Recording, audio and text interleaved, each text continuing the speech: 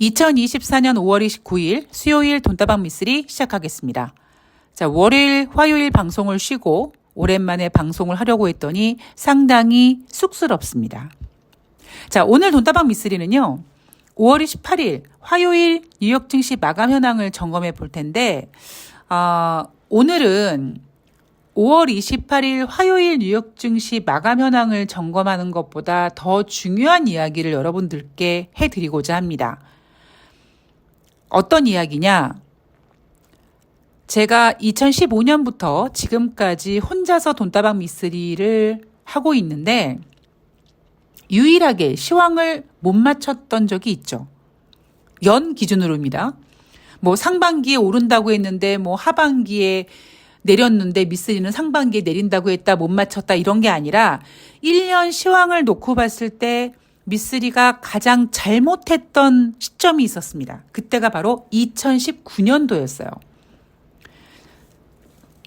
제가 자부컨대 2015년부터 지금까지 연 시황으로 이렇게 오랫동안 시황을 잘 맞춘 사람이 저는 거의 없다고 봅니다. 있으면 얼굴 좀 보여주세요. 저와 같이 조인해서 방송 같이 합시다. 예를 들면 2015년도 12월 달에 연준이 오랜만에 금리 인상을 하면서 2016년 4번의 금리 인상을 한다고 했을 때 미쓰리가 웃기고 있네. 2016년 겨우 금리 인상 한 번 하게 될걸요? 미쓰리 예언이 맞았고요. 2018년 연말에 거의 모든 전문가들이 2019년도에 연준은 인플레이션 정상화를 위해서 추가적으로 금리를 한 번에서 2번 정도 더 인상할 것이다 라고 전망했을 때 거의 제가 셀프로 표현하자면 셀프 자랑질을 하자면 세계에서 유일하게 2019년 연준이 아마 금리를 인하하게 될 거려 라고 맞힌 사람이 접니다. 그리고 2023년도 작년 10월경에 그때 연준은요.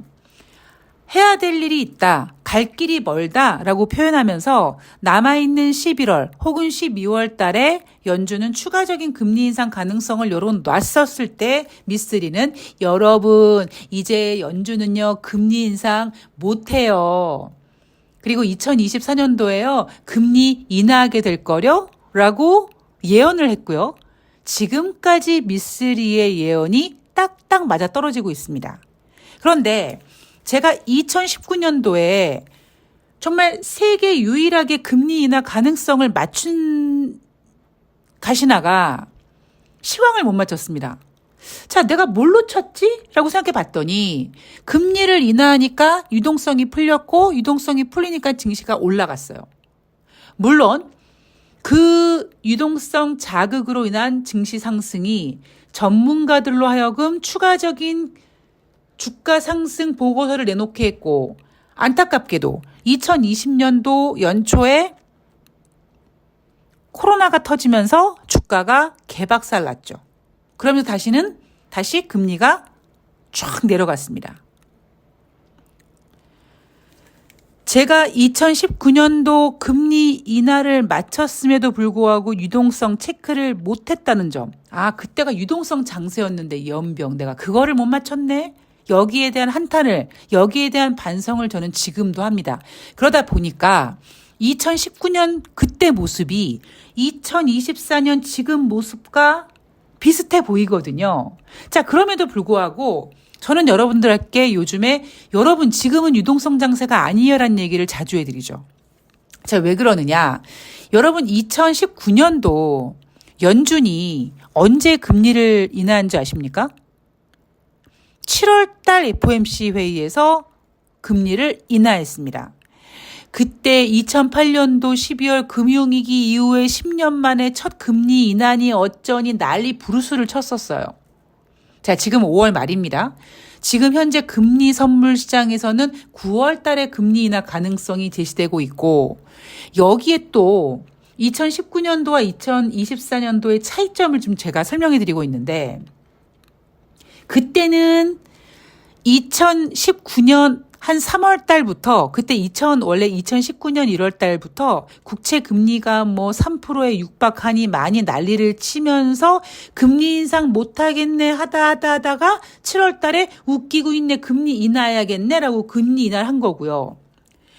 올해는 2019년과 다른 점이 뭐냐면 작년 11월 달에 10월 달 고용 지표를 보고 금리 인하 가능성이 나타나기 시작했고, 그러다 보니까 연초 어떤 기대감과 맞물려서 2024년도 6번에서 7번의 금리 인하 가능성까지 확대 막 상상 임신처럼 커지는 바람에 그 기대감이 너무나 크게 주식시장에 반영이 된 겁니다. 여기에는 올해 미국이 대선이 있다라는 점. 사실 여러분 지금 연준이 금리는 인하하고 있지 않지만 국채는 엄청나게 발행하고 있어요. 지금 미국 언론에서도 전문가들이 감히 얘기하지 않지만 미국의 재정 적자 지금 장난 아니거든요. 그런데 쟤네들은 계속 지금 국채를 뽑아내고 있습니다. 저는 가만있어 봐. 미국이 저렇게 국채를 발행하고 있으니까 가만있어 봐. 이것도 유동성 아닌가라고 생각을 하고도 싶지만 그러기에는 오히려 미국이 국채를 발행하면 발행할수록 그 뒤에 일어날 수 있는 문제점까지 파악을 해야 되다 보니까 그 이야기는 좀 뒤로 하고 지금 증시에서 스포트라이트를 비추고 있는 금리 인하만 놓고 얘기를 하고 싶은 거예요. 자, 그럼 뭐냐? 제가 여러분들께 드리고 싶은 말씀. 지금은 여러분 제가 유동성 장세가 아니란 이야기를 해드리고 있습니다. 왜냐? 2019년도 7월 달에 연준이 금리 인하를 25bp 했잖아요. 25bp 금리 인하를 했을 때 미국의 기준금리가 2에서 2.25였습니다. 지금은요. 아직 기준금리를 인하하지도 않은 상태인 현재 미국의 기준금리는 5%가 넘어가 있는 상태입니다. 2.25와 5%. 여러분 금리 2배예요, 지금. 지금 결코 금리가 낮은 수준이 아니라는 겁니다. 그 상태에서 지금 연준이 금리 인하를 한다 만나 한다 이 기대감 때문에 띄운 증시고 그 기대감이 올해 6번에서 7번까지라고 너무 확대 해석되는 바람에 오버된 부분이 없지 않아 있고 그래서 제가 여러분들한테 여러분 절대 흥분하지 마십시오. 지금은 유동성 장세가 아니기 때문에 여차해서 증시가 꺾이면 밑에서 받아줄 수 있는 수급이 없는 데다가 올라오면 올라오기만 해봐. 내가 내 물량 팔 거야. 이렇게 매물대와의 싸움이라는 얘기를 주례장창 하는 이유가 바로 이겁니다. 뉴욕 증시와 한국 증시의 공통점이 지금 유동성 장세가 아니라는 점. 대한민국 주식시장은요. 지금 주식시장이 딱 이거예요. 2800포인트를 만들고 싶어하는 전문가들과 애널리스트들 그리고 그들의 말이 실현이 되기를 바라는 추종하는 개인 투자자들 그리고 위에서 그래 올라오기만 해봐 내가 물량 던질 거야 하고 있는 매물대의 기싸움이 전개되고 있는 게 대한민국 주식시장이고 뉴욕 증시 같은 경우에는요 5월 28일 화요일 장만 보면 야 얘네도 이제 저질장이 되어가는구나 라는 느낌이 옵니다. 제가 오늘은 그 이야기를 해드릴 겁니다. NAT투자증권에서 지난주에는 2820포인트를 간다 그랬는데 못 가는 거 봤으니까 이번 주에 코스피 예상 상단을 2800포인트로 잡았습니다. 그런데 여러분 어떻습니까?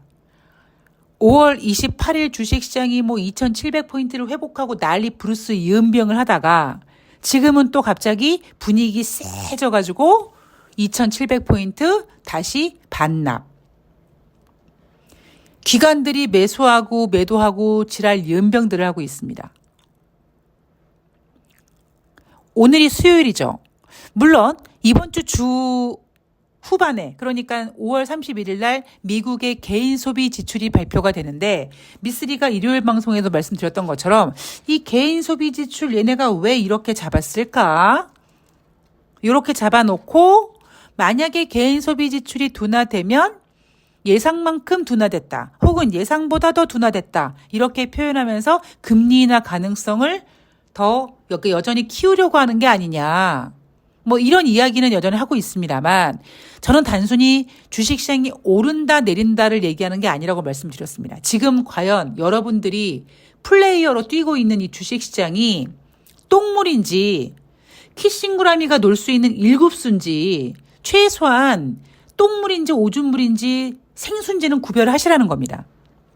그래서 제가 주식시장 흥분하면 안 된다라고 말씀드리고 있고 6월달 주식시장 전망 아직 제가 증권사 보고서들을 보지 않고 있는데 5월달보다 더 까다로운 장이 되지 않을까 싶습니다.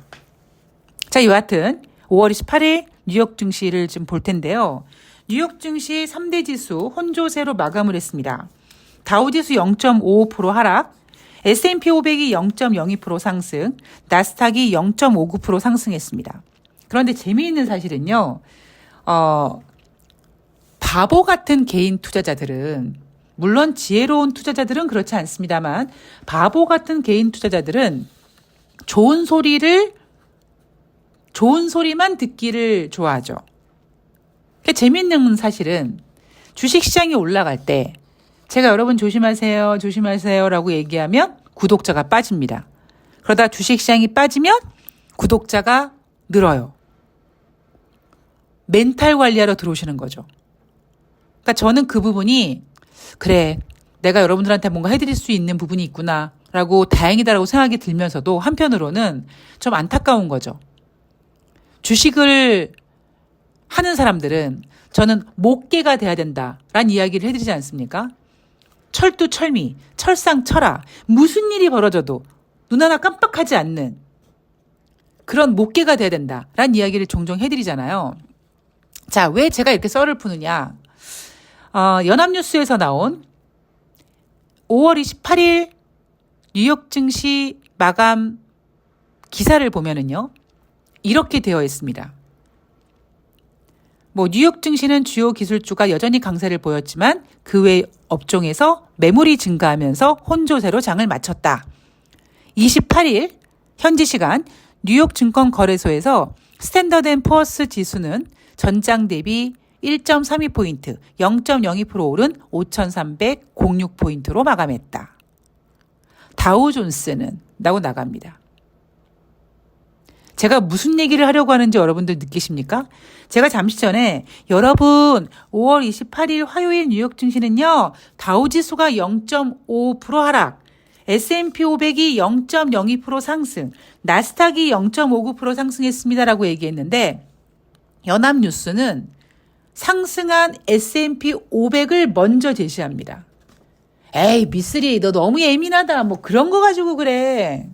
그렇게 생각하실 수도 있으실 거예요. 그런데 워낙 개인 투자자들의 멘탈은 약하고 특히 지금 주식에서 물려있고 이게 앞으로 어떻게 될지도 모르는 이 불안감에 휩싸인 개인 투자자들은 어쩔 수 없이 좋은 뉴스, 듣고 싶은 기사만 보게 됩니다. 제가 옛날에 그런 얘기 해드렸잖아요. 저 한참 막막했을 때 060으로 한참 전 볼 때가 있었다고요. 그때가 아마 30초에 1,000원인가 막 그랬단 말이에요. 그러면 이제 제 생일 이렇게 해주고 제가 뭐가 답답합니다. 이런 얘기하면 첫 마디가 올해는 힘들어 그러면 전 끊어버리는 거죠. 근데 올해도 힘들었고 그러니까 지금까지 힘들었고 이제 괜찮겠네라는 희망의 소리를 들으면 끝까지 다 듣습니다.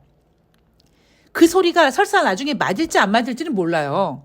근데 그냥 딱 전화 통화했는데 아이고 미쓰리 올해까지 내년까지 좀 고생해야 되겠어. 이런 얘기 딱 하면 바로 끊어버리고 아이고 지금까지 고생했는데 이제 다음 달에 혹은 조금만 있으면은 잘 풀릴 거 이러면은 아이고 그 선생님을 맹신하게 되는 겁니다.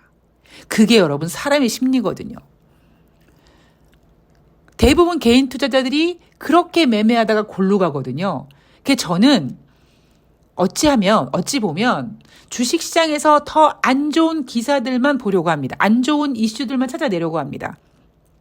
왜냐하면 저에게 주식을 가르쳐준 고수가 저한테 해준 얘기가 있거든요. 시장에는 비슷한 비율의 호재와 악재가 있다. 물론 5대5는 아니죠. 뭐 7대 3일 수도 있고 6대 4일 수도 있는데 그렇게 비슷한. 그러니까 제 이야기는 100% 호재만 있는 장은 없고 100%만 악재에 있는 장은 없다. 단지 어디에 스포트라이트를 비추냐가 중요한 거고 개인들이 어디를 보고 있느냐가 중요한 거고 호재 스포트라이트를 비춰놓고 더 갈 거라고 난리 브루스를 치는 동안 보이지 않는 어떤 곳에서는 스멀스멀 악재가 싹트고 있다라는 걸 우리는 놓치면 안 된다라는 겁니다. 그래서 저는 어쩌면 돈다방 미스를 지내가면서 좋은 소식보다는 여러분 조심해야 돼요. 뭐 흥분하시면 안 돼요. 이런 얘기를 하는 이유가 그런 부분이거든요. 그런 이유거든요. 그래서 굉장히 디테일하게 아니 그냥 평소처럼 다우지수 0.5 내려갔다고 해. 어차피 뉴욕 증시는 혼조세인데. 근데 굳이 상승한 S&P 500 먼저 제일 앞에다 딱 띄워놓지 않습니까? 자, 브레이크 고장난 엔비디아 시가총액 2위인 애플과 격차를 3천억 달러 수준으로 줄였다. 요거 예전에 테슬라가 요런 기사 비스무리하게 나온 적이 있었죠. 그죠? 테슬라 말고 또 뭐가 있었는데? 아마존인가요? 하여튼 요렇게 지금 시가총액 1위가 마이크로소프트고 2위가 애플인데 지금 엔비디아가 고삐 풀린 망아지 브레이크가 고장난 엔비디아가 시총 2위를 막 따라잡으려고 하고 있다 뭐 이런 얘기하고 있고요. 저는 이 브레이크 고장난 이 표현 되게 좋아하거든요. 브레이크가 고장났으니까 계속 가잖아요, 여러분. 근데 여러분, 브레이크가 고장나면 어떻게 됩니까? 결국에는 끝장나는 거예요. 브레이크 고장난 엔비디아 하면 와, 막 브레이크 없이 막 달려가는구나라고 흥분할 수 있지만 그렇게 생각하지 마시고 그래, 브레이크가 없으면 언젠가는 저거 아작나겠네. 저는 이렇게 제가 늘 말씀드리지만 약간 주식시장이 저질장에는요, 이렇게 튀는 종목들이 하나씩 있단 말이에요. 예전에 제 기억으로는 OCI가 가장 기억이 납니다. 그 전에 뭐, 플래닛 파리 같은 그런 코스닥 종목도 있었고, 그리고 약간 우량주라고 불렸던 OCI 같은 경우에는 현재가 60만 원인데 증권사들이 100만 원 외치고 난리 부르스 쳤었거든요. 물론 그 이후에도 그런 종목이 엄청나게 많습니다. 그만큼 주식시장이 저지를 때 나타나는 현상 중에 하나입니다. 어떤 특정한 종목이 고장난 브레이크 때문에 마구 달리고 시가총액 몇 위 종목을 추월할 것 같고 막 정신줄 놓게 만드는 기사들이 막 나오죠. 문제는 S&P 500 지수 내 업종 중 350개 이상의 주가가 하락했다. 자, 제가 뉴욕 증시보다 대한민국 주식시장이 먼저 저질이라고 말씀을 드렸죠. 그래봤자 삼성전자, 하이닉스 가지고만 지랄 연병들하고 나머지 종목들 올라가지 않았다. 걔네들이 지수만 끌어올라갔지 결국 종목이 올라간 종목이 없다. 자, 근데 미국 뉴욕 증시도 지금 그런 모습이 나타나고 있고요. 근데 이런 모습을 전문가들이 뭐라고 표현하냐면 5월 들어서 주식시장이 가파르게 오르다 보니까 그 상승에 따른 피로감 때문에 S&P 500 지수 내 기업 중 350개가 하락했다라고 얘기합니다. 이거는요, 피로감이고 나발이고가 아니라 이거는 지금 수급이 안 맞아서 그래요. 유동성 장세가 아니기 때문에 이런 현상이 나타나는 겁니다. 그러니까 쏠림 현상이 나타나는 거야, 한마디로. 자, 이날 발표된 경제지표 5월달 소비자 신뢰지수가 발표가 됐는데 얘네들이요, 또 뭐라고 얘기하냐면 소비자 신뢰지수는 4월까지 3개월 연속 하락했으나 5월 들어 상승세로 전환했다라고 표현합니다. 자, 3월 달에 103.1 나왔었어요. 4월 달에 97로 크게 하락했습니다. 5월 달에 102로 4월 달에 100 이하로 떨어졌던 걸 겨우 회복한 겁니다. 경제지표는 뭐다? 추세입니다. 마치 5월 달 소비자 신뢰지수가 102가 나왔고 뭐 4월까지 3개월 연속 하락했다가 5월 달에 좋아졌다. 뭐 이런 얘기 하지만 그냥 4월 달에 기준선 100 아래로 축 내려왔다가 살짝 반등 모드라고만 보시면 되는 거지. 뭐 소비자 신뢰 지수가 이렇게 몇 개월 동안 하락했다가 이렇게 상승했으니까 미국 경제가 다시 좋아지는 거라고 해석하시면 안 된다라는 거예요. 그리고 지금 그 해석도 맞지 않습니다. 왜? 지금 미국 경제가 회복한다. 그럼 인플레이션 자극한다. 이러면 연준의 금리 인하 완전 물 건너 가는 거거든요. 자, 경제 전망 UBS가요. S&P 500 지수 연말 목표치 5,600포인트로 상향 조정했습니다. 자, 그리고 금리 결정에 관련돼서 미니애폴리스 연방은행 총재가 연준 안에서 기준금리 인상을 공식적으로 테이블에 치웠다고 생각하지 않는다. 나조차도 그렇다라고 얘기하고 있습니다. 그 얘기는 뭡니까? 지금 연준은 인플레이션 걱정하고 있다.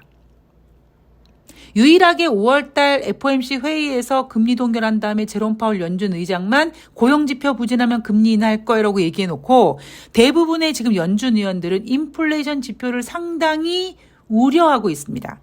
겨우 4월달에 지금 살짝 꺾인 거거든요.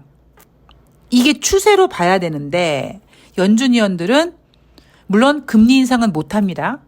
단 제가 항상 말씀드리지만 인플레이션 같은 거는요, 결국 소비 심리, 인간의 심리다 보니까 주식시장이 뜨거우면 그 심리를 자극합니다. 그러니까 연준 의원들은 지금 흥분하지 말라고 계속 지금 시장에다가 금리 인상 가능성을 얘기하고 있지만 연준은 이제 금리 인상 카드 못 씁니다.